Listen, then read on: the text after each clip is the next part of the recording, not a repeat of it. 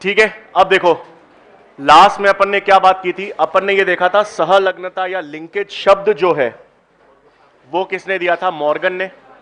और मॉर्गन ने अपने प्रयोग किस पर किए थे? ड्रोसोफिला या फल मक्खी पर। और उन्होंने अपने प्रयोग के लिए ड्रोसोफिला को ही क्यों चुना था? इसके 5 कारण थे। पहला कारण, आसानी से कृत्रिम माध्यम पे संवर्धित कर सकती थी। जीवन चक्र 2 सप्ताह में पूरा हो जाता था। लैंगिक द्विरूपता पाई जाती है, नर और मादा को विभेदित कर सकते हैं। एक मैथुन से कई संतति बन सकती है और सरल से माइक्रोस्कोप में विविधताएं का अध्ययन कर सकते थे। अब देखो, अब अपन आज बात किसी करेंगे सहलग्नता की। अब सबसे पहली चीज तो हमको यह मालूम है कि सहलग्नता किस नियम का अपवाद है। तो पहली चीज तो हमको मालूम है कि ये सहलग्नता जो है वो किस नियम का अपवाद हो गई? स्वतंत्र अपव्यूहन का अपवाद हो गई, पहली चीज। दूसरी चीज यह है कि अगर सहलग्नता की हम बात करें तो हमने कहा था सहलग्नता का मतलब होता है जुड़े रहना और भौतिक रूप से या फिजिकली जुड़े रहना। तो हमारे को यह भी मालूम चल गया कि सहलग्न जीन्स कौन सी होंगी? वो सभी जीन्स जुड़ी रहेंगी जो सेम गुणसूत्र पर है या अलग अलग? सेम गुणसूत्र पर है। तो हमको यह मालूम चल गई सहलग्नता एक ऐसी प्रक्रिया है जो कौन सी जीन्स दर्शाएंगी? वो जीन्स दर्शाएंगी जो समान गुणसूत्र या सेम क्रोमोसोम पर पाई जाती हैं।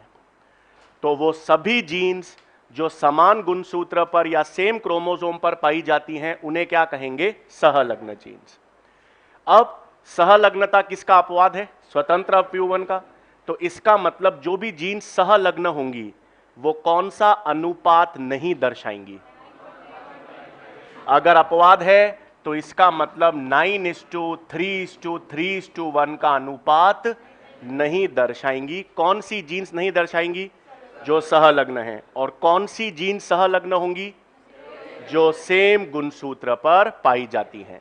इसका मतलब स्वतंत्र अपव्यूहन का नियम कौन सी जीन्स दर्शाएंगी? जो अलग अलग गुणसूत्रों पर मौजूद है। तो लिखेंगे पॉइंट्स ये 2-3 पहले तो। पहली चीज तो लिख लेंगे, सहलग्नता स्वतंत्र अपव्यूहन का अपवाद होता है।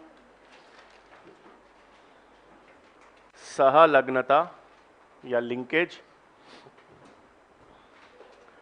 स्वतंत्र अपव्यूहन का अपवाद है। सहलग्नता लिंकेज स्वतंत्र अपव्यूहन का अपवाद है।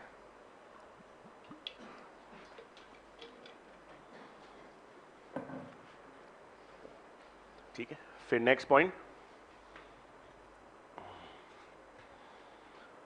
समान गुणसूत्र या सेम क्रोमोसोम पर पाई जाने वाली जीन्स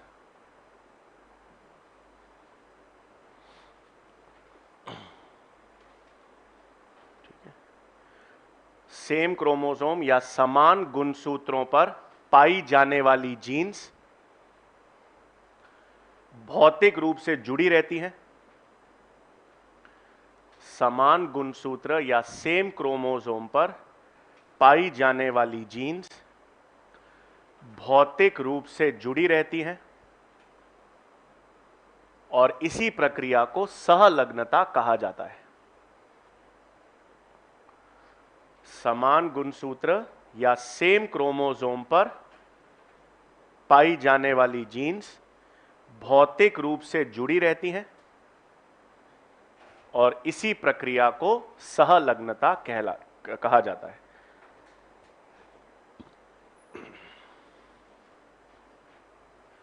फिर नेक्स्ट पॉइंट, सहलग्न जीन्स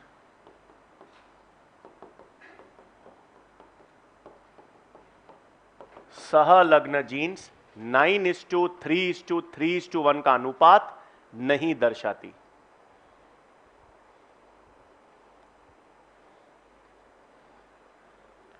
सहलग्न जीन्स 9:3:3:1 का अनुपात नहीं दर्शाती।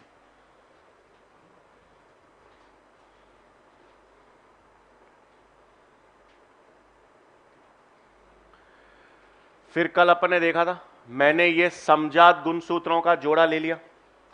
समजात गुणसूत्र का जोड़ा है ये डीएनए, ये भी डीएनए। अब इस पे मैंने बना ली 3 जीन्स मान लेते हैं। ये मेरे पास ए, ये उसकी युग्म विकल्पी, ये मेरे पास बी, ये उसकी युग्म विकल्पी, और ये मेरे पास सी और ये उसकी युग्म विकल्पी। मतलब कितनी जीन्स की मैं बात कर रहा हूं? 3 जीन्स है, ए, बी और सी। तीनों जीन्स समान गुणसूत्र पर उपस्थित है। इसका मतलब तीनों जीन्स क्या है? सहलग्न। मतलब पहली चीज हमको मालूम चल गई, ए, बी और सी ये तीनों जीन्स क्या दर्शा रही हैं? सहलग्नता दर्शा रही है। और क्यों सहलग्नता दर्शा रही है? क्योंकि ये सेम गुणसूत्र पर उपस्थित है। इसका मतलब ये तीनों जीन्स किसका अपवाद हो गई? स्वतंत्र अपव्यूहन। और कौन सा अनुपात भी नहीं दर्शाएंगी? 9:3:3:1। अब मैं आपसे पूछूं, ए और बी में अधिक सहलग्नता है या ए और सी में? तो ए और बी एकदम पास पास है, लगभग चिपकी हुई है, तो ए और बी के मध्य सहलग्नता ज्यादा है और ए और सी के मध्य सहलग्नता कम है। अब हम लोग ज्यादा और कम की बात नहीं करते, हम कहते हैं कि सहलग्नता 2 प्रकार की होती है। 2 प्रकार की कैसे? या तो जिसे हम कह देते हैं पूर्ण सहलग्नता या कंप्लीट लिंकेज, या हम कहते हैं अपूर्ण सहलग्नता या इनकंप्लीट लिंकेज। पूर्ण सहलग्नता को बेटसन ने नाम दिया था सिस या कपलिंग, और अपूर्ण सहलग्नता को बेटसन ने कहा था ट्रांस या रिपल्शन। यह नाम है। पूर्ण सहलग्नता को क्या कहेंगे? सिस या कपलिंग कहेंगे, और अपूर्ण सहलग्नता को क्या कहेंगे? ट्रांस या रिपल्शन। तो इसका मतलब यह है कि ये 2 जीन्स हैं ए और बी, ये एकदम पास पास या चिपकी हुई हैं, तो इनको मैं क्या कह सकता हूं? ये दोनों जीन्स पूर्ण रूप से सहलग्न हैं। और ए और सी या बी और सी की बात करूं तो उनके मध्य दूरी अधिक है, और उनके मध्य दूरी अधिक है तो इनको मैं क्या कह सकता हूं? अपूर्ण सहलग्नता। तो इसका मतलब मेरे पास एक और बिंदु सहलग्नता के आधार पर आ गया कि अगर हमको सहलग्नता की कुशलता पता करनी है या सहलग्नता की स्ट्रेंथ पता करनी है, तो वो किसके व्युत क्रमानुपाती हो गई? 2 जीन्स के मध्य दूरी। जितना 2 जीन्स के मध्य दूरी कम होगी उतनी सहलग्नता ज्यादा, और जैसे जैसे जीन्स के मध्य दूरी बढ़ती जाएगी सहलग्नता क्या होती जाएगी? कम। तो नेक्स्ट बिंदु हमारे पास क्या आ गया कि सहलग्नता की स्ट्रेंथ किसके व्युत क्रमानुपाती हो गई? 2 जीन्स के मध्य दूरी। तो नेक्स्ट पॉइंट ये लिख लो।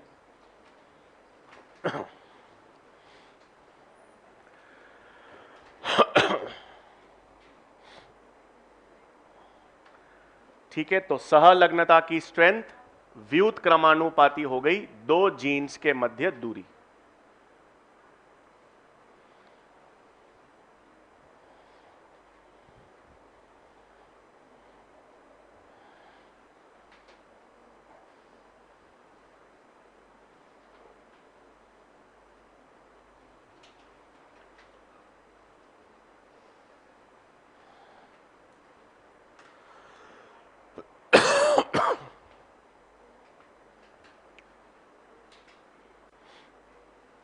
ठीक है, ये लिख लिया पॉइंट। तो अब मेरे पास नेक्स्ट पॉइंट भी आ गया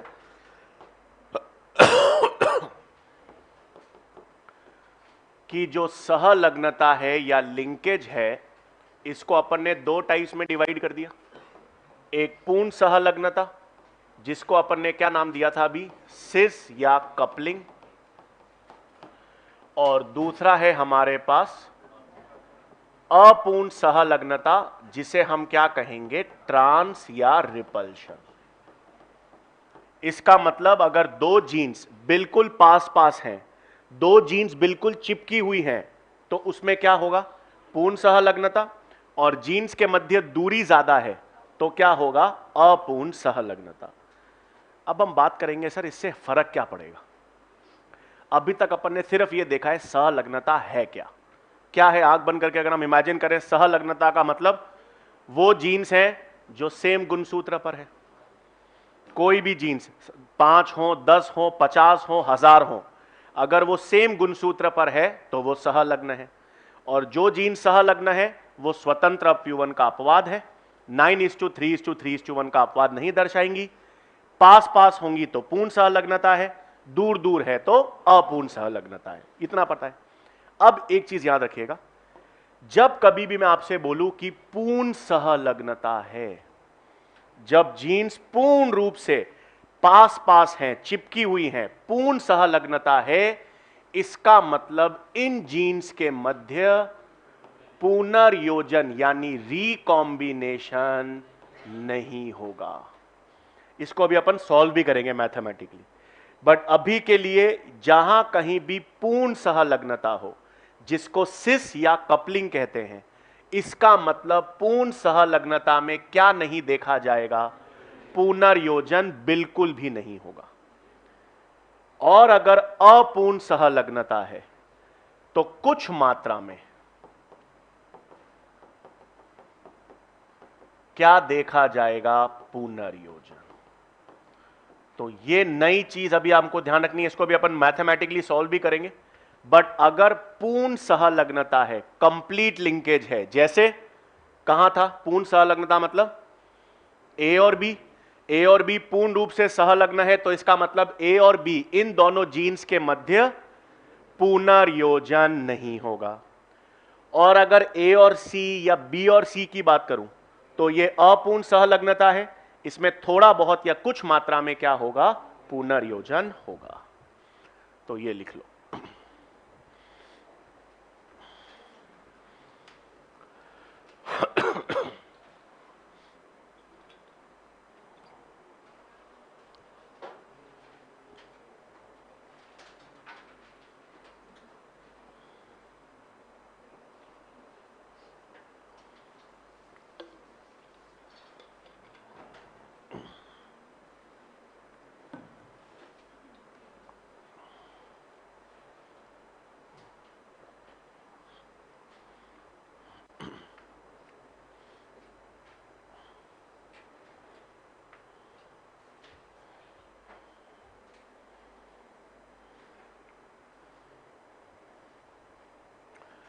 ठीक है, सहलग्नता के दो प्रकार हैं। पूर्ण सहलग्नता जिसको हम सिस या कपलिंग कहेंगे, अपूर्ण सहलग्नता को ट्रांस या रिपल्शन कहेंगे।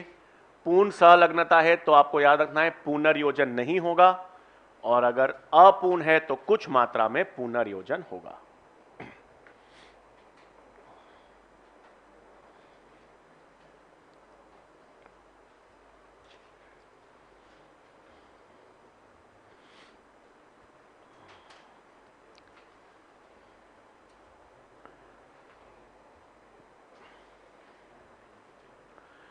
तो अब देखो,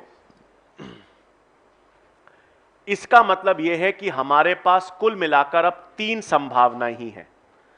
कुल मिलाकर हमारे पास कितनी संभावनाएं हैं, 3। या तो सहलग्नता नहीं है, आपके पास पहली संभावना है कि दो जीन्स अलग अलग गुणसूत्र पर हैं, और अगर अलग अलग गुणसूत्र पर हैं तो उसमें सहलग्नता नहीं है। और अगर सहलग्नता है तो या तो पूर्ण सहलग्नता होगी या अपूर्ण सहलग्नता होगी। तो 3 संभावना ही है, या तो लिंकेज या सहलग्नता नहीं है, और अगर है तो या तो पूर्ण सहलग्नता है या अपूर्ण सहलग्नता है। ठीक है, तो इसका मतलब अब अपन तीनों केसेस को समझते हैं। अब देखो, तो हमारे पास, मेरे पास कुल मिलाकर 3 संभावना ही है। केस 1 जब क्या नहीं है, सहलग्नता नहीं है।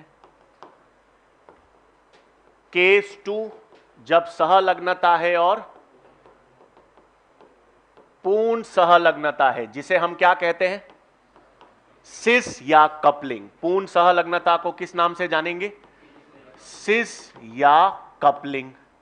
और तीसरी अवस्था या तीसरा केस हमारे पास क्या हो गया, सहलग्नता तो है लेकिन दो जीन्स के मध्य दूरी ज्यादा है, तो कौन क्या देखा जाएगा? अपूर्ण सहलग्नता है, और उसे हम क्या कहेंगे? ट्रांस या रिपल्शन। और कोई चौथी संभावना हो सकती है क्या? नहीं ना, या तो सहलग्नता नहीं है या है, और है तो या तो पूर्ण है या अपूर्ण, मतलब चौथे तरह का सवाल बन ही नहीं सकता। अब एक एक करके समझते हैं, ठीक है? एक मिनट में वापस कर दूंगा शीट। मैंने सबसे पहला केस 1 ले लिया। केस 1 का मतलब है जब क्या नहीं है? सहलग्नता नहीं है। तो इसका मतलब अगर मैं इसको डायग्राम से समझूं कि सर सहलग्नता नहीं है, मतलब ये मेरे पास एक गुणसूत्र का जोड़ा है, ये दूसरे गुणसूत्र का जोड़ा है, और मेरे पास यहां पर जीन, मतलब यहां पर मैंने ले ली ए, यहां पर ले ली स्मॉल ए, यहां पर ले ली बी, और यहां पर ले ली स्मॉल बी। ए और बी जीन्स हैं, सेम गुणसूत्र पर हैं या अलग अलग गुणसूत्र पर हैं? अलग अलग गुणसूत्रों पर दो जीन्स हैं, तो इसका मतलब क्या नहीं है? सहलग्नता नहीं है। अब सारे पॉइंट्स, जब ए और बी अलग अलग गुणसूत्र पर हैं, जब उनमें सहलग्नता नहीं है, तो कौन सा नियम मान्य होगा? स्वतंत्र अप्यूहन। स्वतंत्र अप्यूहन का नियम मान्य होगा तो कौन सा अनुपात देखा जाएगा? तो इसका मतलब सहलग्नता नहीं है तो स्वतंत्र अपव्यूहन मान्य।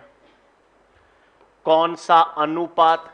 9:3:3:1 अनुपात भी मान्य है। अब अपन ने वो द्विसंकर संकरण पढ़ा था, ये दो जीन्स ले लेते हैं, capital A capital A capital B capital B, ये क्रॉस करते थे अपन, into small A small A small B small B. यहां से हम क्या लेते थे?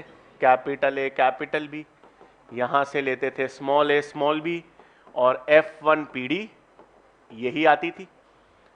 फिर ये क्या है हमारे पास? संकरित। फिर अपन इसमें कितने संकरित हैं? दो, तो कितने प्रकार के युग्मक बनाते थे? चार। कौन कौन से? Capital A capital B, capital A small B, small A capital B, small A small B, यही बनाते थे।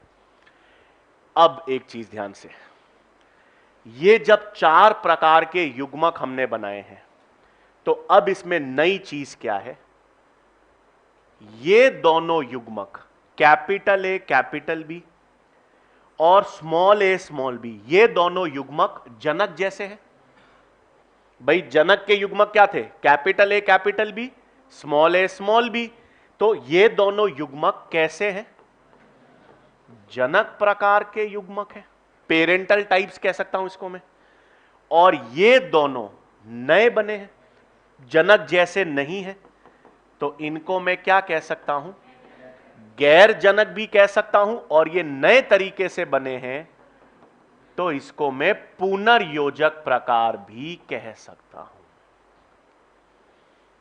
ठीक है, आप वापस देखो, हमने कुछ नहीं किया, एक सिंपल जीन ली है, दो जीन थी ए और बी, और दो जीन्स ए और बी कहां पर हैं? अलग अलग गुणसूत्र पर हैं। अलग अलग गुणसूत्र पर हैं मतलब क्या नहीं दर्शाएंगी? सहलग्नता। स्वतंत्र अपव्यूहन मान्य होगा, यह अनुपात मान्य होगा। हमने कराया, कराने पर हमने देखा क्रॉस कि इसमें दो जनक प्रकार के युग्मक बन रहे हैं, दो गैर जनक प्रकार के युग्मक बन रहे हैं, पुनर्योजक। तो अब मेरे पास एक नया सूत्र आता है जिसे हम कहते हैं पुनर्योजक आवृत्ति, या अंग्रेजी में हम इसे कहते हैं रिकॉम्बिनेशन फ्रीक्वेंसी, RF।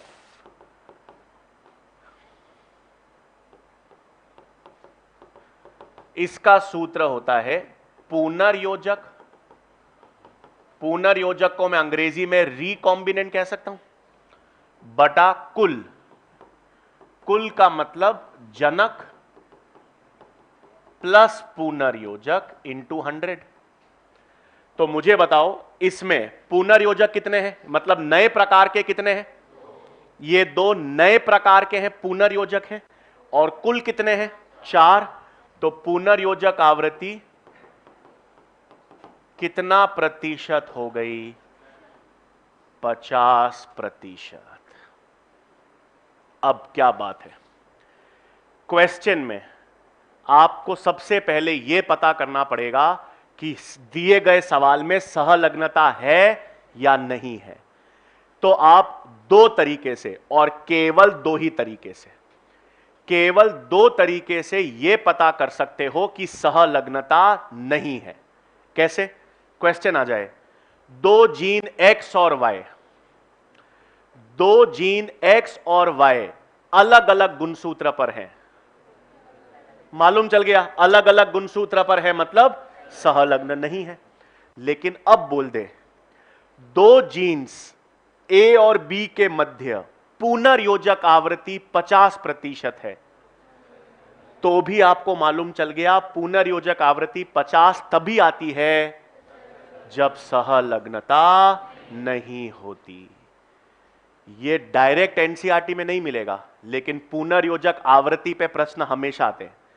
तो आपको पता होना चाहिए दो जीन्स सहलग्न नहीं है, कैसे पता चलेगा?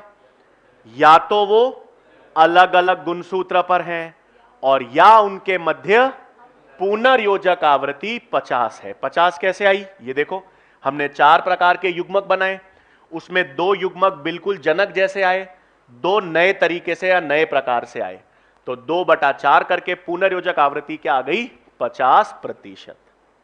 तो इसका मतलब यहां पर आपको नोट क्या ध्यान में रखना है?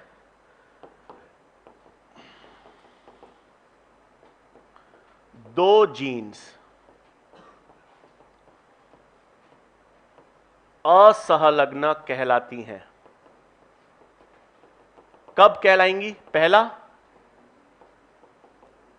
जब वो अलग अलग गुणसूत्र पर, यानी जब वो डिफरेंट क्रोमोसोम्स पर उपस्थित हो। जब दो जीन्स अलग अलग गुणसूत्र पर हैं तब वो क्या कहलाएंगी? असहलग्न। और दूसरा कब? पुनर्योजक आवृत्ति 50% हो। अगर दो जीन्स के मध्य पुनर्योजक आवृत्ति 50% है, इसका मतलब जीन्स में सहलग्नता नहीं है। और 50 अधिकतम मान है। पुनर्योजक आवृत्ति 50 से ज्यादा हो नहीं सकती। क्यों? पुनर्योजक जनक से ज्यादा कभी नहीं आ सकते, कुल से ज्यादा तो हो ही नहीं सकते। तो पुनर्योजक आवृत्ति का अधिकतम मान कितना होगा? 50। और जैसे ही क्वेश्चन में लिखा गया कि दो जीन्स के मध्य पुनर्योजक आवृत्ति 50 है, मतलब आपको मालूम चल गया उनके मध्य सहलग्नता नहीं है। ठीक है, अभी लिखने लगे क्या आप?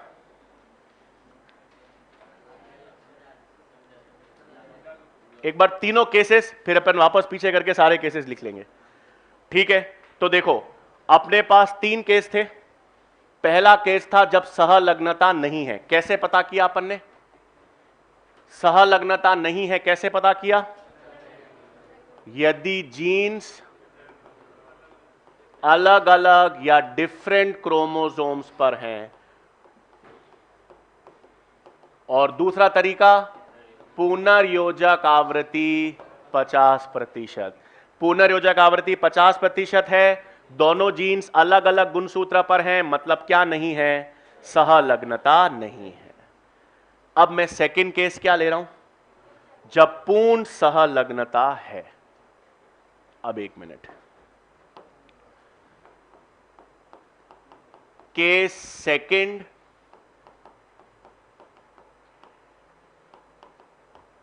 पूर्ण सहलग्नता है। अब पूर्ण सहलग्नता वैसे बहुत जगह नहीं होती। पूर्ण सहलग्नता केवल किस में देखा जाता है? नर ड्रोसोफिला में। तो जो नर या मेल ड्रोसोफिला है उसमें क्या देखी जाती है?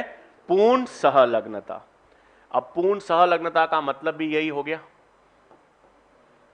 ये मैंने गुणसूत्र का जोड़ा बनाया, कैपिटल ए, स्मॉल ए,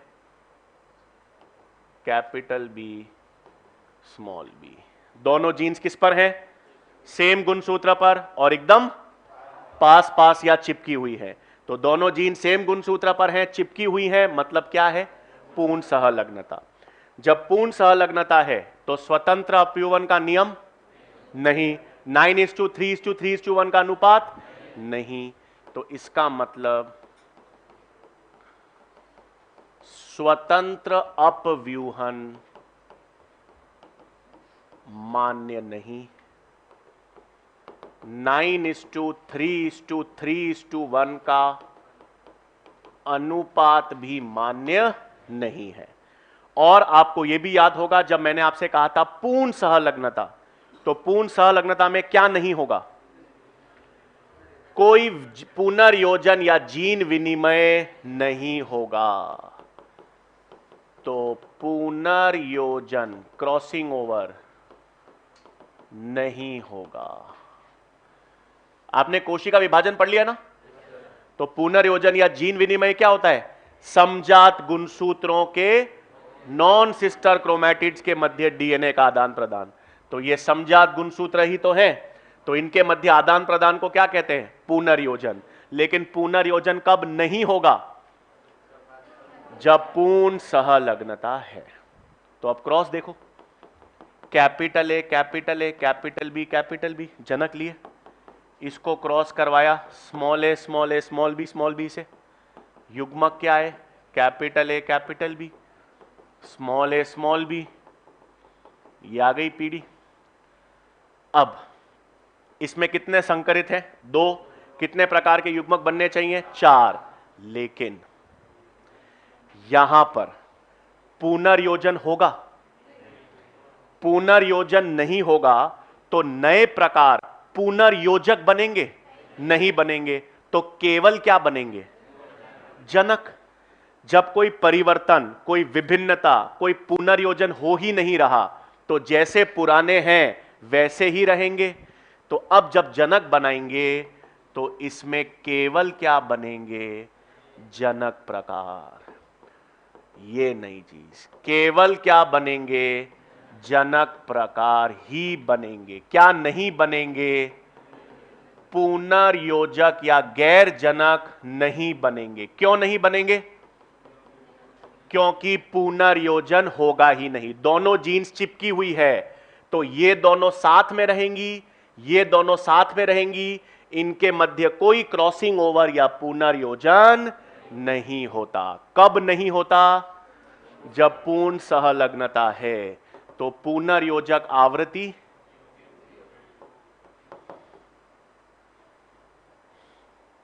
तो कोई भी क्वेश्चन आ गया कि दो जीन्स के मध्य पुनर्योजक आवृत्ति 0% है, तो आपको मालूम चल गया दोनों जीन्स पूर्ण रूप से सहलग्न हैं। कोई पुनर्योजक नहीं बन रहा, केवल क्या बनेंगे? जनक प्रकार। 100% जनक प्रकार बन रहे हैं, केवल जनक बन रहे हैं, कोई पुनर्योजक नहीं बन रहा। और जब कोई पुनर्योजक नहीं बन रहा तो पुनर्योजक आवृत्ति क्या हो गई? 0%। क्लियर है? पक्का। लेकिन अब ज्यादा सवाल जो है वो तीसरे केस पर आएंगे, जब क्या होगी? अपूर्ण। क्योंकि पूर्ण सहलग्नता तो बहुत बेसिक है, वो कोई सवाल आपसे पूछेगा भी नहीं कि दो जीन्स के मध्य पुनर्योजक आवृत्ति 0 है। 0 का मतलब आपको मालूम चल गया पुनर्योजक बना ही नहीं। बना ही नहीं तो केवल क्या बने? जनक। मतलब क्या सहलग्नता है? पूर्ण सहलग्नता है। अब तीसरा और आखिरी केस,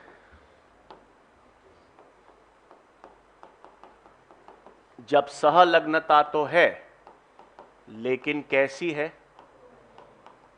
अपूर्ण सहलग्नता है। उदाहरण के तौर पर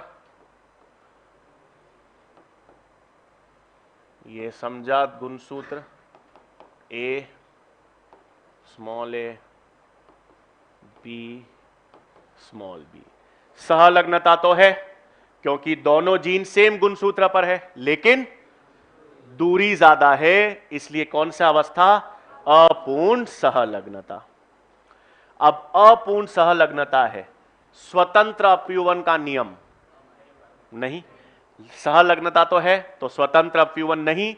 9:3:3:1 का अनुपात भी नहीं। स्वतंत्र अपव्यूहन नहीं मान्य। 9:3:3:1 का अनुपात भी नहीं। अब अपूर्ण सहलग्नता है तो थोड़ा बहुत पुनर्योजन होगा। मैंने आपसे कहा था अपूर्ण सहलग्नता है, दूरी ज्यादा है, तो थोड़ा बहुत क्या होगा, क्रॉसिंग ओवर या पुनर्योजन होगा। मतलब कुछ मात्रा में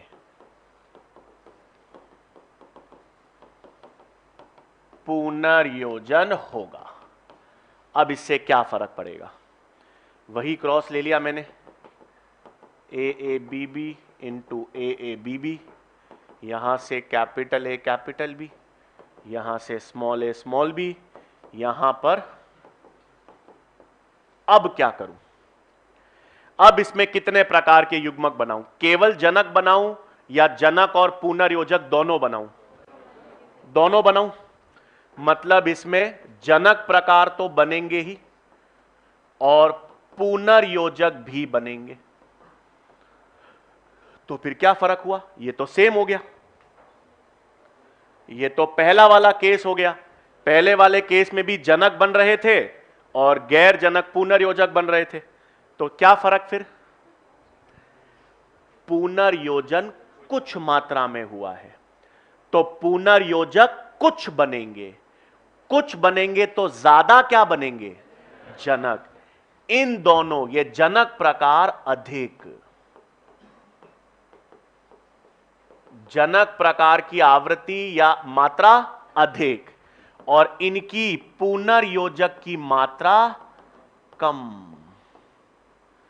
पुनर्योजक प्रकार कम, इसका मतलब पुनर्योजक प्रकार 50% से कम आएंगे और जनक प्रकार 50% से ज्यादा आएंगे।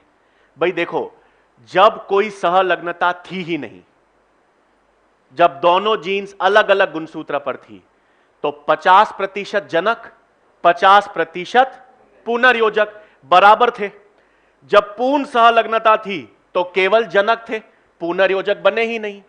अब अपूर्ण सहलग्नता है तो थोड़े थोड़े क्या बन रहे हैं, पुनर्योजक, लेकिन ज्यादा क्या रहेंगे, जनक, कम क्या रहेंगे, पुनर्योजक। जनक की मात्रा 50% से ज्यादा और पुनर्योजक की मात्रा 50 से कम। तो पुनर्योजक आवृत्ति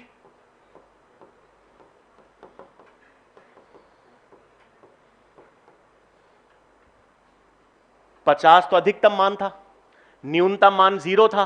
तो अपूर्ण सहलग्नता में पुनर्योजक आवृत्ति किसके मध्य होगी, 0 और 50 के मध्य।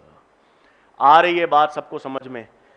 ये वापस एक बार ध्यान से ये अगर समझ लिया, आनुवांशिकी में यही चीज नहीं पता पाते और आधे मास्टर लोग गलत बताते हैं। सिंपल इमेजिन करना है, क्योंकि एनसीईआरटी में इतना विस्तार से नहीं है, पैराग्राफ दे रखा है और उसमें हर एक लाइन में यही चीजें समझा रखी हैं जो अपन ने इस तरह से समझी हैं। एक सिंपल सी चीज याद रखनी है, पहली चीज तो आपको ध्यान में रखनी है, या तो सहलग्नता है या नहीं है। पहले मान के चलो नहीं है। अब आप सोचो सर मेरे को कैसे मालूम चलेगा कि दो जीन सहलग्न नहीं है, अलग अलग गुणसूत्र पर हो या पुनर्योजक आवृत्ति 50 हो। पुनर्योजक आवृत्ति 50 है, मतलब जनक और पुनर्योजक बराबर बराबर बनेंगे, 50-50 सही। अब सर अगर सहलग्नता है और पूर्ण सहलग्नता है तो क्या नहीं होगा, पुनर्योजन नहीं होगा। तो क्या नहीं बनेंगे, पुनर्योजक नहीं बनेंगे, तो केवल क्या बनेंगे, जनक प्रकार। तो पुनर्योजक आवृत्ति क्या हो गई, 0। लेकिन ज्यादा संभावना किस प्रश्न आने की है कि सहलग्नता है लेकिन अपूर्ण है। अब अपूर्ण है तो कुछ मात्रा में पुनर्योजन होगा, तो कुछ मात्रा में पुनर्योजक बनेंगे, ज्यादा मात्रा में जनक प्रकार बनेंगे।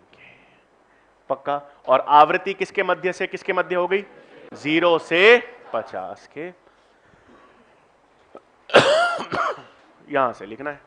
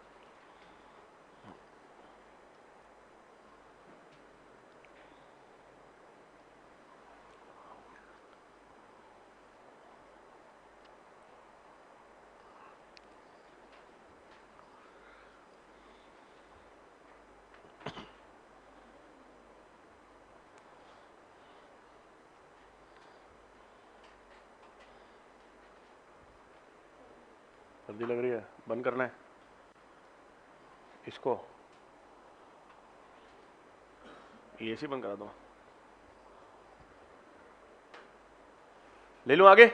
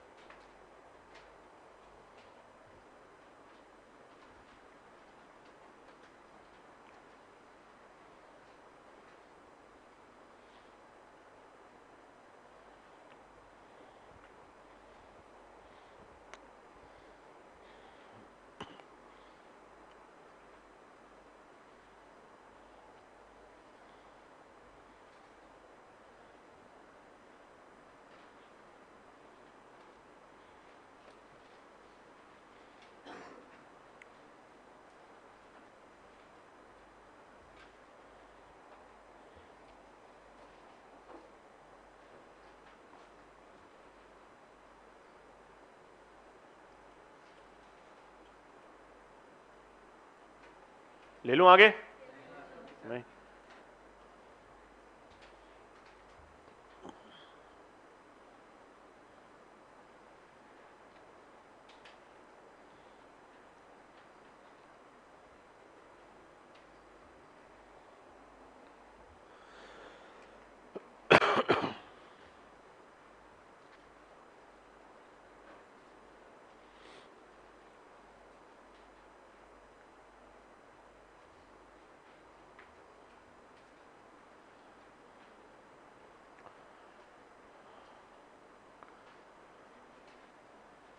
अब आगे ले लूं? नेक्स्ट।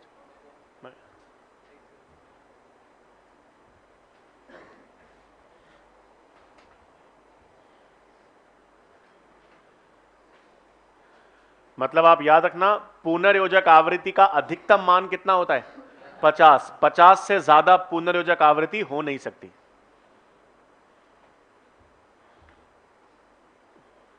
अब ले लूं आगे?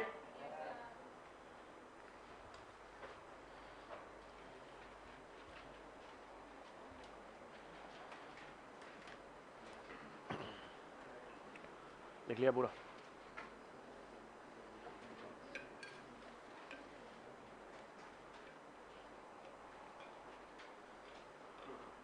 और क्या मजे, बड़े आनंद सब।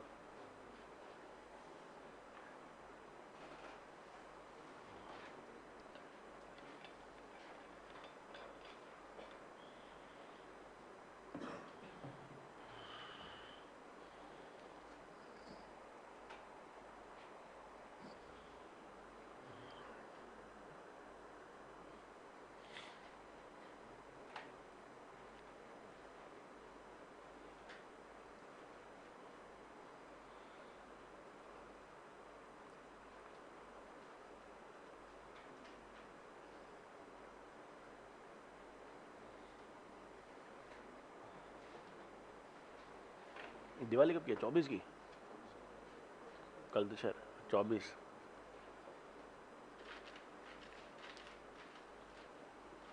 ये अनुवांशिकी, अरे वाह यार, ये है। अरे वाह यार, बढ़िया।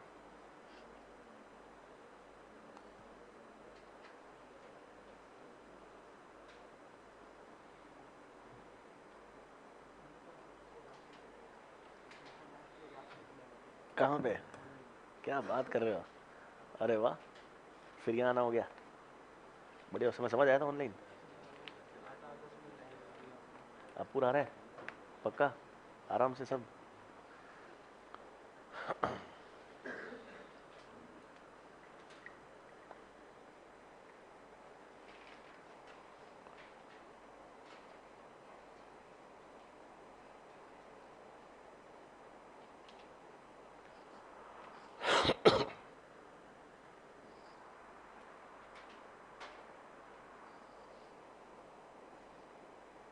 देखो देखो,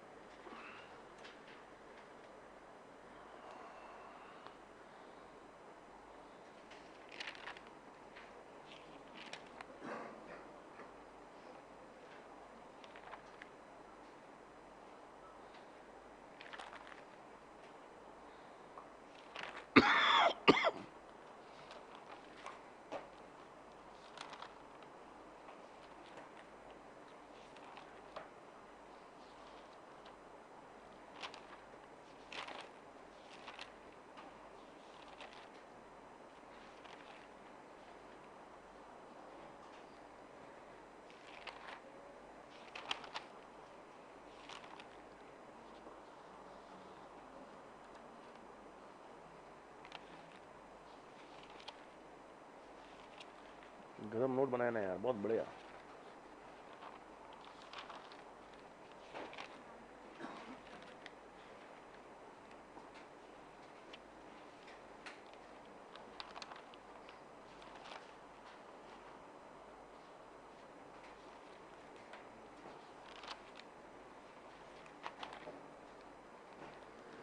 जबरदस्त।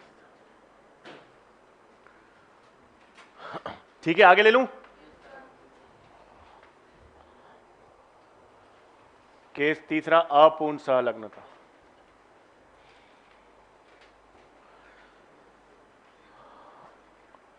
अरे आयु जी, अगर बैकलॉग हो गया है ना तो उसको देखो, वीकेंड जब मिलता है, शनिवार या समय मिलता है तो पुराना देखो, और बाकी रेगुलर क्लास तो अटेंड करती रहा करो।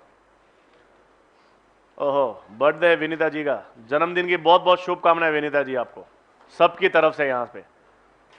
ओहो, राजपाल जी आपका भी जन्मदिन है, आपको भी बहुत बहुत, तो दोनों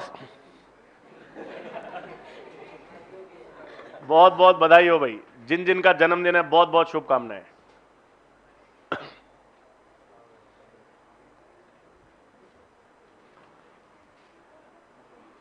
बंद हो गया ना? नहीं हुआ? और तेज हो गया? तेज कर दिया आपने एसी? उल्ले, अब बंद कर दो यार। वो कह रहे और तेज हो गया।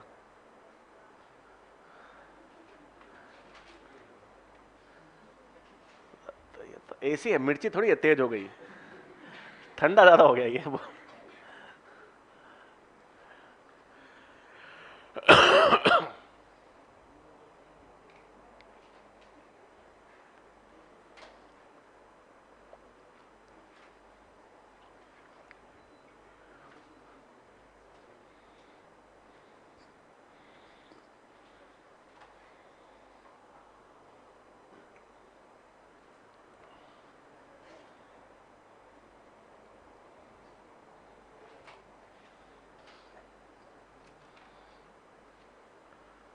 नहीं जावेद जी, बना रखे हैं पहले तो कोई दिक्कत नहीं है बेटा, फिर उसमें ऐड कर दिया करो कुछ चीजें, बाकी वही चलने दो। ठीक है, लिख लिया भाई केस तीसरा भी।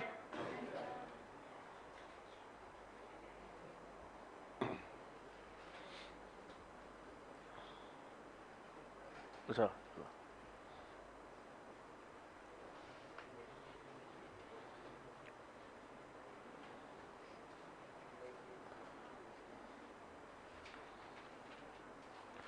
ठीक है। रिकॉम्बिनेंट या पुनर्योजक का मतलब है जीन विनिमय के कारण आता है, ठीक है।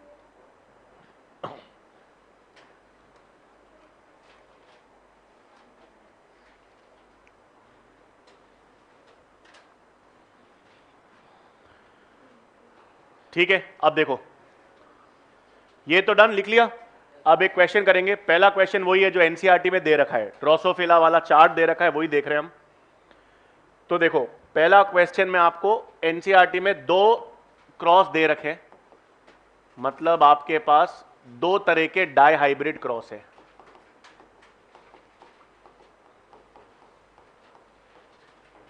पहला जो डाई हाइब्रिड क्रॉस है उसमें F2PD में आपको जनक प्रकार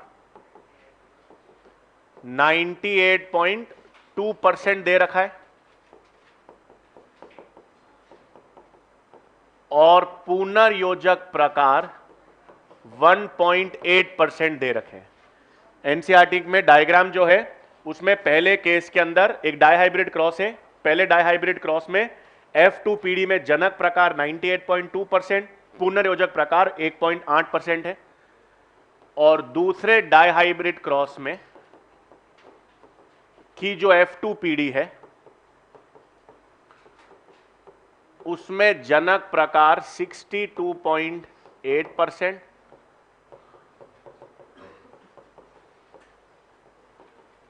और पुनर्योजक प्रकार 37.2% ये दे रखा है। ठीक है, वो पूरा एक चार्ट दे रखा है और चार्ट में आपके पास दो डाइहाइब्रिड क्रॉस है, दो जीन्स दे रखी है। F2PD में पुनर्योजक प्रकार जनक प्रकार और F2PD में पुनर्योजक जनक प्रकार। अब सवाल यह है, पहला तो फर्स्ट और सेकंड केस दोनों में से किस केस में सहलग्नता है? सहलग्नता दोनों में है, क्योंकि सहलग्नता अगर नहीं होती तो जनक और पुनर्योजक बराबर आते। जनक प्रकार 50%, पुनर्योजक प्रकार 50%, दोनों बराबर आते, तब हम कहते कि सहलग्नता नहीं है। दोनों में जनक प्रकार ज्यादा है, पुनर्योजक प्रकार कम है, इसका मतलब दोनों में सहलग्नता है। दोनों क्रॉसेस में सहलग्नता है। अधिक सहलग्नता किसमें है? फर्स्ट में। फर्स्ट केस में ज्यादा क्यों है? क्योंकि जनक प्रकार ज्यादा है और यहां पर जनक प्रकार तुलनात्मक रूप से कम है। तो अधिक सहलग्नता किसमें है? अधिक सहलग्नता केस फर्स्ट में है। तो देखो इस क्वेश्चन से आपको दो चीजें मालूम चल गई। दो चीजें आपको क्या मालूम चल गई? पहली चीज आपको मालूम चल गई कि अगर मैं सहलग्नता की बात करूं तो सहलग्नता किसके समानुपाती हो जाती है? जनक प्रकार के। क्योंकि जितना ज्यादा जनक प्रकार होगा उतना ज्यादा सहलग्नता होगी। और या मैं कह सकता हूं सहलग्नता किसके व्युत्क्रमानुपाती हो गई? पुनर्योजक प्रकार के। क्योंकि जितना ज्यादा जनक प्रकार होगा उतना कम पुनर्योजक होगा और उतनी ज्यादा सहलग्नता होगी। तो आपको यह भी ध्यान रखना है, जैसे जैसे जनक प्रकार ज्यादा आएंगे मतलब सहलग्नता ज्यादा है, या जैसे जैसे कम पुनर्योजक प्रकार होंगे वैसे वैसे भी सहलग्नता ज्यादा होगी। और लिख लो। तो दोनों ये 98.7 होगा यार एनसीईआर, ठीक है इसको ले लो, क्या फर्क पड़ रहा है। 98.7 ले लो तो ये 1.3 हो गया।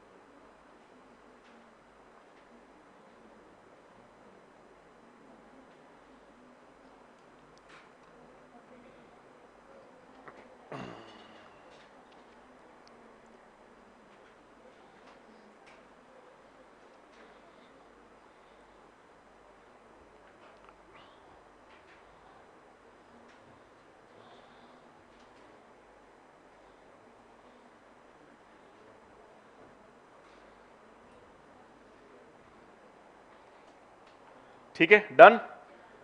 ये लिख लो, सहलग्नता सीधे समानुपाती है जनक प्रकार के और व्युत क्रमानुपाती है पुनर्योजक प्रकार।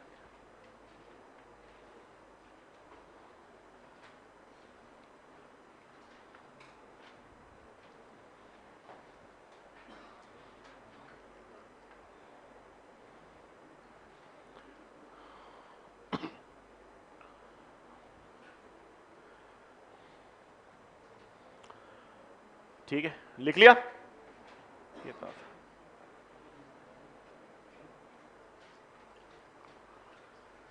अब एक नेक्स्ट क्वेश्चन करते हैं, आओ। अब मैंने आपसे कहा दो जीन्स ए और बी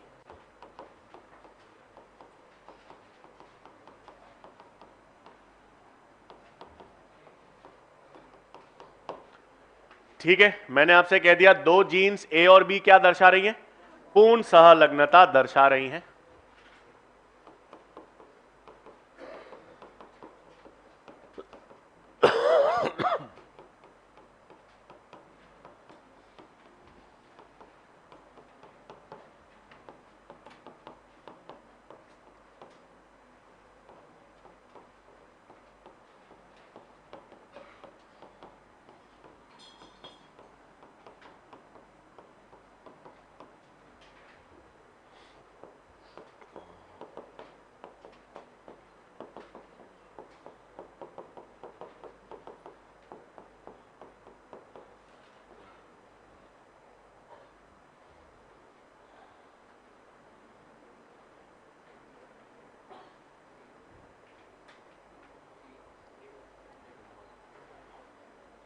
ठीक है, दो जीन्स हैं ए और बी, पूर्ण रूप से संलग्न है, क्रॉस दे रखा है। आपसे ये पूछा है जो संतति बनेगी वो किस अनुपात में आएगी?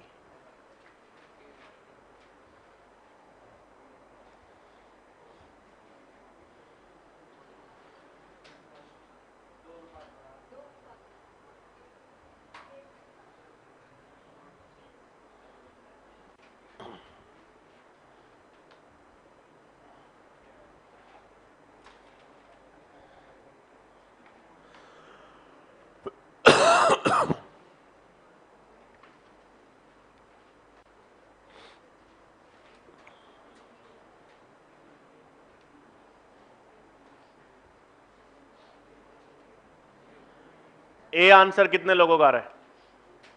ए, बी नहीं, सी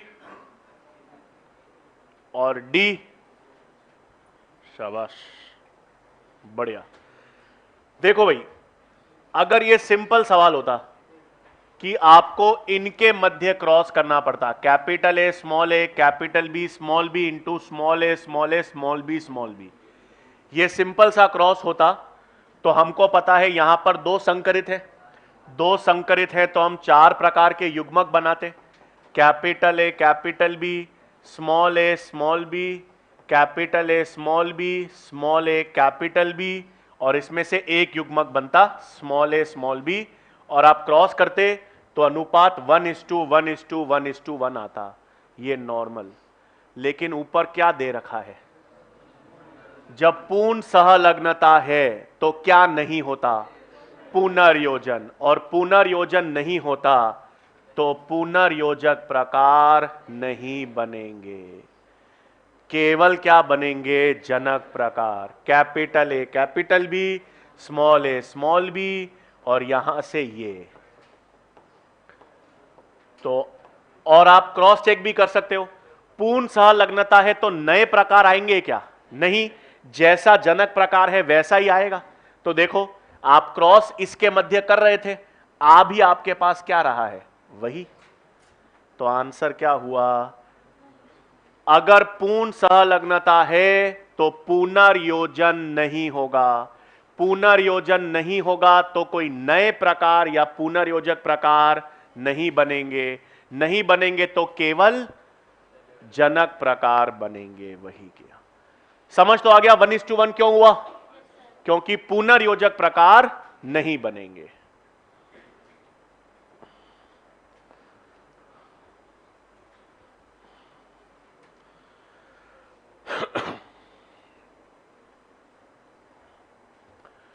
ठीक है, अब इधर देखो। नेक्स्ट चीज आपको ध्यान में रखनी है। मैं एक जीनी प्रारूप अगर आपको बना के दे रहा हूं, 1 मिनट।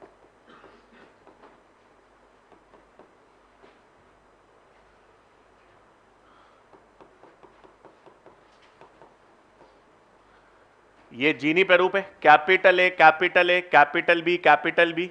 ठीक है, इस जीनी प्रारूप को अपन दो तरीके से और लिख सकते हैं। इस जीनी प्रारूप को मैं 3 तरीके से, इस जीनी प्रारूप को मैं capital A capital B capital A capital B ऐसे भी लिख सकता हूं, एक ही मतलब है। इसको मैं ऐसे भी लिख सकता हूं और इसको मैं ऐसे भी लिख सकता हूं।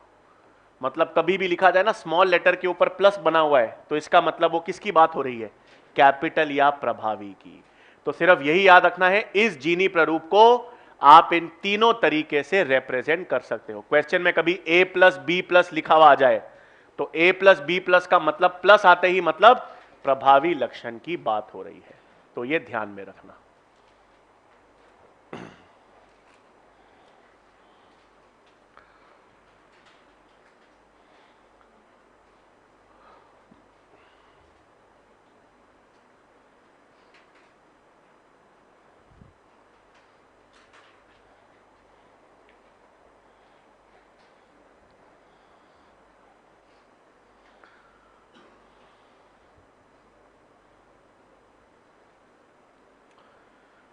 ठीक है, क्वेश्चन एक और करते हैं हम।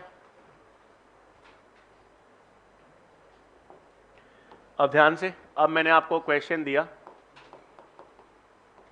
दो जीन्स ए प्लस और बी प्लस के मध्य पुनर्योजक आवृत्ति 20% है। दो जीन्स है ए प्लस बी प्लस, और दो जीन्स ए प्लस बी प्लस के मध्य पुनर्योजक आवृत्ति 20% है।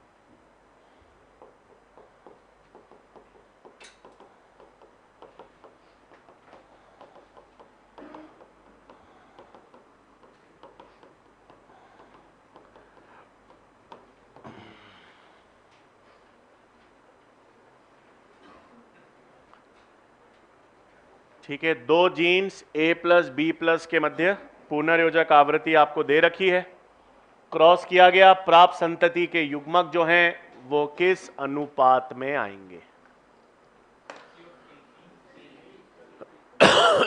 कितने लोगों का सी? बढ़िया।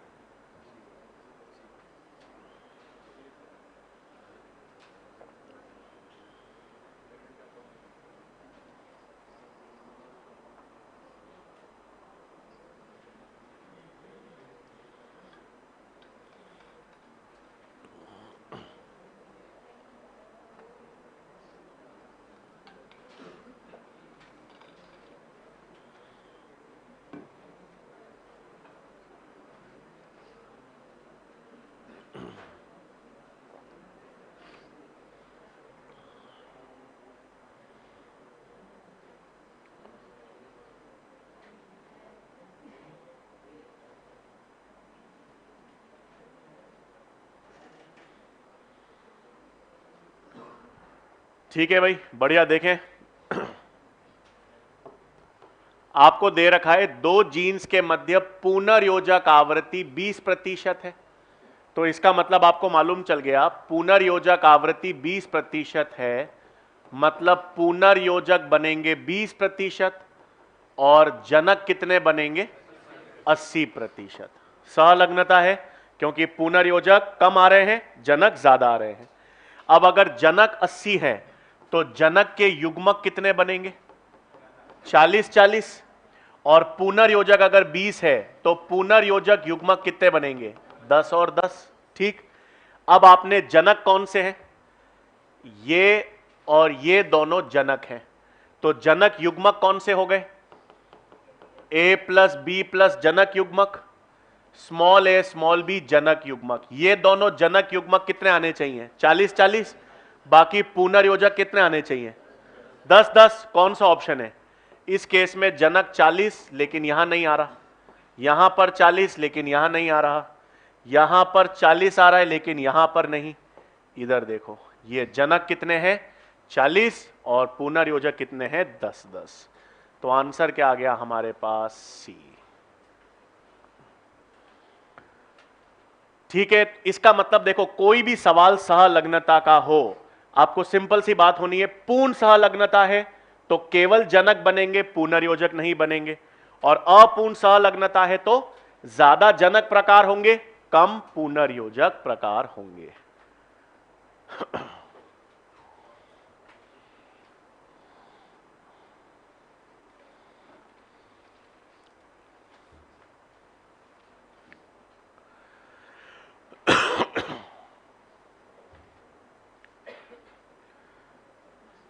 ठीक है, एक बार वो क्वेश्चन देख लो, ये 1:1 यहां पर कैसे आया, इधर देख लो, ये क्वेश्चन है।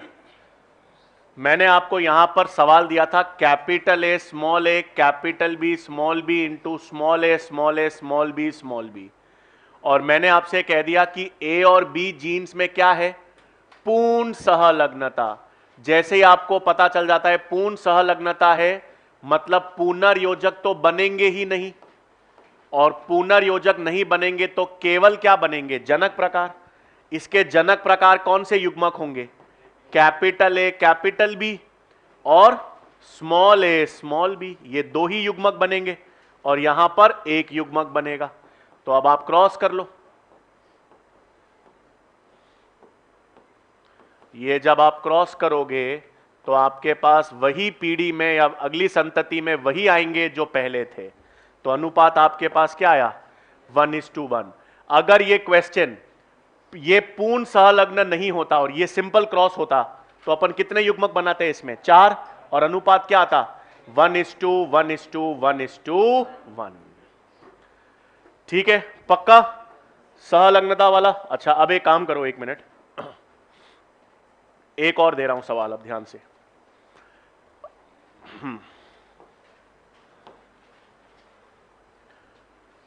आ जाओ।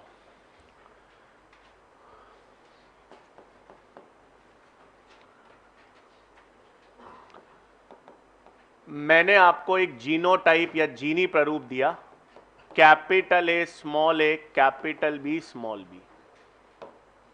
ठीक है, और अब मैंने आपसे कहा इसमें दो चीजें हैं।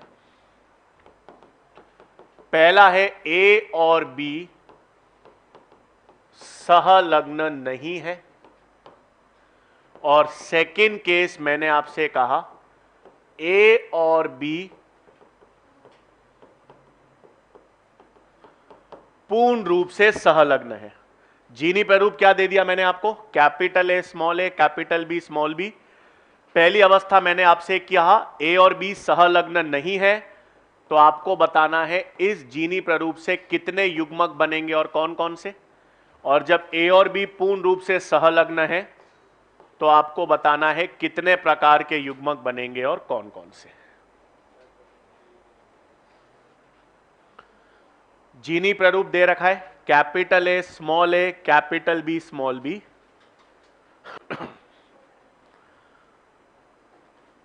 मैंने दो अवस्थाएं आपसे दी। पहली अवस्था ए और बी सहलग्न नहीं है, तो आपको बताना है कितने प्रकार के युग्मक और कौन कौन से, और दूसरे केस में पूर्ण सहलग्नता है तो कौन से युग्म, कितने युग्मक और कौन कौन से।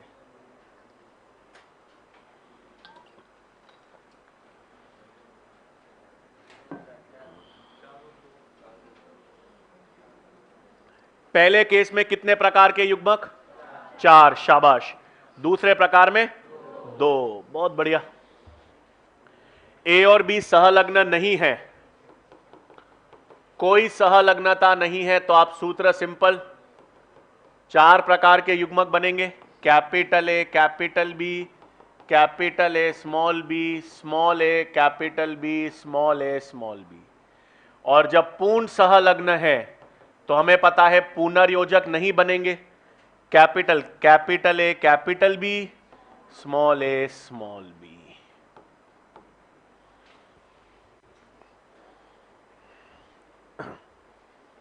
हाँ, ए कैसे युग्मक बनाएगा, ए और बी साथ में आएगा ना, हाँ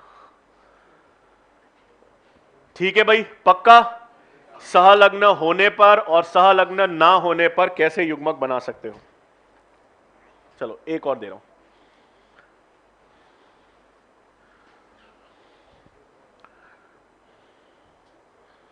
आओ खेलते हैं। अब मैं 3 जीन ले लेते हैं, ठीक है, आओ अब मुझे बताना। ये तो ठीक है, अब थोड़ा सा और स्तर, मैंने 3 जीन्स ले ली और मैंने एक जीनोटाइप या जीडी प्ररूप बनाया, capital A small A, capital B small B, capital C small C. ठीक, 3 जीन्स ले ली मैंने, capital A small A, capital B small B, capital C small C. सिर्फ खेल रहे हैं अब हम सहलग्नता के साथ, देख रहा हूं मैं कितना आता है कितना नहीं। तो मैंने आपसे कहा पहले केस में ए, बी और सी तीनों क्या है, पूर्ण सहलग्न है। और दूसरे केस में मैंने आपसे कहा केवल बी और सी पूर्ण सहलग्न है, ठीक है। जीनी प्रारूप क्या है, capital A small A, capital B small B, capital C small C. अब मैंने आपसे 3 जीन कह दी, अब मैंने आपसे कहा 3 जीन में पहली अवस्था में ए, बी और सी तीनों पूर्ण सहलग्न है, तो आपको बताने हैं कितने युग्मक और कौन कौन से। और दूसरे केस में मैंने कहा ए सहलग्न नहीं है, केवल किसमें सहलग्नता है, बी और सी में। अब कितने प्रकार के युग्मक बना सकते हो और कौन कौन से, करो कोशिश करो। पहला वाला तो आ जाना चाहिए आपको, पहले वाले में 8 तो नॉर्मल बनते थे, 2 अगर सहलग्नता नहीं होती तो 8 बनाता, अगर तीनों सहलग्न है तो 2 ही बनेंगे, capital A capital B capital C 7, small A small B small C 7, बस 2 है कि नहीं। देखो यार एक खेल मतलब आप किसी भी स्तर पे सहलग्नता में हम जा सकते हैं। अब एक मैं बताता हूं, देखो तीनों में सहलग्नता है। जब ये अपन नॉर्मल क्रॉस करते थे, जब अपन ये 3 जीन्स का क्रॉस करते थे तो अपन कहते थे इसमें 3 संकरित हैं और हम 8 युग्मक बनाते थे नॉर्मली। लेकिन अब मैंने कहा कि पूर्ण सहलग्नता है, तो इसको डब्बे में बांध दो, तीनों को डब्बे में, कैपिटल कैपिटल कैपिटल साथ में ले लो और स्मॉल स्मॉल स्मॉल साथ में ले लो, तो तीनों पूर्ण सहलग्न है, तो कितने युग्मक बनेंगे, 2। शाबाश, जबरदस्त। दूसरे में आपसे कहा बी और सी सहलग्न, जीनी प्रारूप बनाओ, इधर देखो ये जीनी प्रारूप था। अब आपको दे क्या रखा है, आपको सिर्फ ये दे रखा है बी और सी सहलग्न है पूर्ण, इसको डब्बे में बंद कर दो। जो पूर्ण सहलग्न है उसको डब्बे में बंद कर दो। डब्बे का मतलब है इसमें कैपिटल बी कैपिटल सी रहेगा, स्मॉल बी स्मॉल सी रहेगा। पूर्ण सहलग्न में कैपिटल कैपिटल साथ में, स्मॉल स्मॉल साथ में। अब कैपिटल ए इन दोनों के साथ भी आ सकता है और स्मॉल ए इन दोनों के साथ भी आ सकता है। अरे भाई ए थोड़ी सहलग्न है, बी और सी सहलग्न है, तो इसके साथ कैपिटल ए भी आ सकता है और इनके साथ स्मॉल ए भी आ सकता है। कितने युग्मक? 4। जो भी पूर्ण सहलग्न होता है उसको डब्बे में बंद कर दिया करो। डब्बे में बंद कर दोगे तो उसमें कैपिटल कैपिटल साथ में रहेंगे, स्मॉल स्मॉल साथ में रहेंगे। यहां पर तीनों सहलग्न थे पूर्ण, तो अपन ने तीनों को डब्बे में बंद कर दिया। तीनों में कैपिटल कैपिटल साथ में, capital A capital B capital C, एक युग्मक ये, और स्मॉल स्मॉल साथ में, small A small B small C. दूसरे केस में मैंने आपको केवल क्या बोला? बी और सी सहलग्न है, तो आपने बी और सी सहलग्न डब्बे में बंद कर दिया। कैपिटल बी कैपिटल सी साथ में रहेंगे, स्मॉल बी स्मॉल सी साथ में रहेंगे, लेकिन उन दोनों के साथ कैपिटल ए भी आ सकता है, स्मॉल ए भी आ सकता है। एक और करें, लास्ट।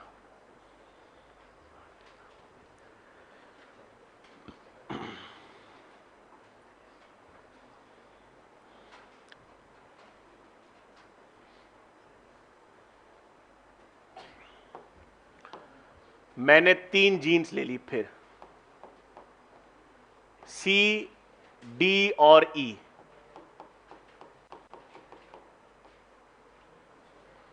ठीक है, 3 जीन्स ले ली, capital C small C capital D small D capital E small E, ये जीनी प्रारूप दिया। अब मैंने पहला सिस्टम आपसे कहा सी डी और ई,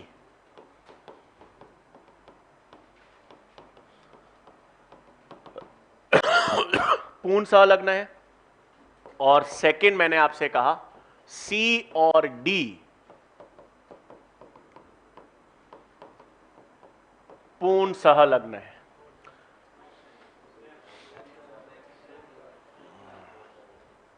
दो और चार तो ठीक है, कौन कौन से बनाओ? अब पहला तो आसान, पहले में तो आपको पता है दो ही बनेंगे, capital C capital D capital E, small C small D small E. दूसरे केस में कौन कौन से बनेंगे?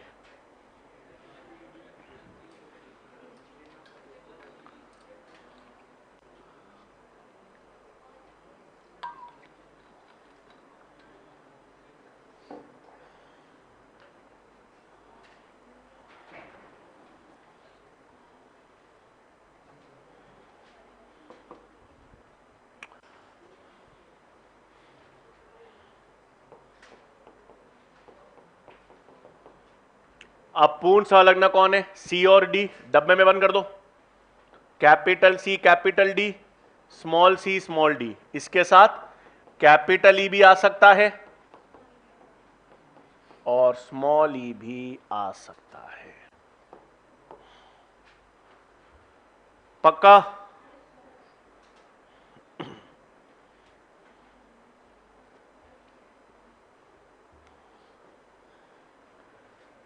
इसको एक बार वापस प्रैक्टिस, सिर्फ मैथमेटिक्स सिंपल प्रैक्टिस करना है। जितना प्रैक्टिस करोगे उतना सहलग्नता सिस्टम क्लियर है। अब देखो सहलग्नता में है ही क्या, या तो नहीं है और या है। नहीं होगी तो क्या है हमको पता है, नहीं है तो जितने जनक होंगे उतने पुनर्योजक होंगे, बराबर ही होंगे, 50-50 होंगे। सहलग्नता अगर पूर्ण है तो केवल जनक होंगे, पुनर्योजक आएंगे ही नहीं। और अगर सहलग्नता थोड़ी बहुत है अपूर्ण, तो ज्यादा क्या होंगे जनक, कम क्या होंगे पुनर्योजक होंगे। इस लॉजिक के साथ हर प्रश्न है। पूर्ण सहलग्नता पर आए, जैसे एक और कर लो, ठीक है। मैंने आपसे कहा नर ड्रोसोफिला ले ली मैंने,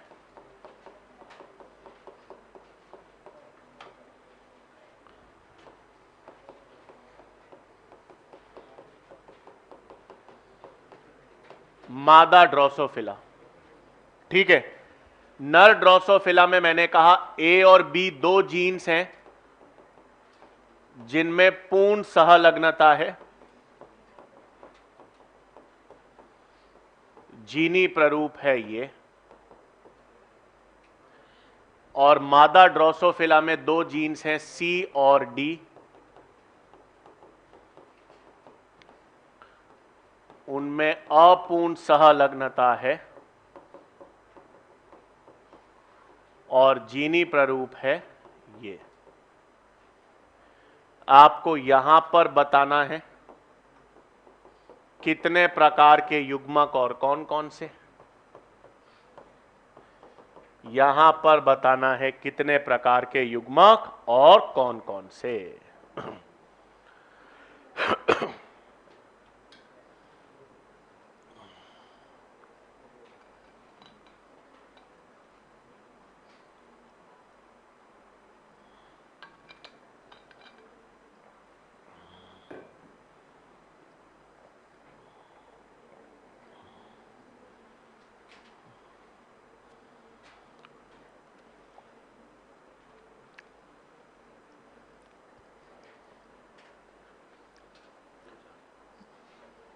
पहले केस में न ड्रोसोफिला में शाबाश दो कौन कौन से, capital A capital B small A small B, शाबाश।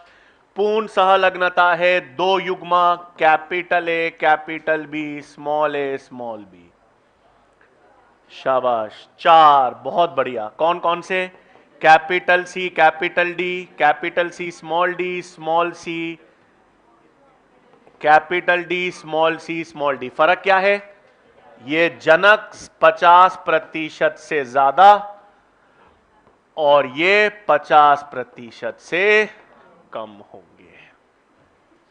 पक्का क्लियर है बिल्कुल चीज।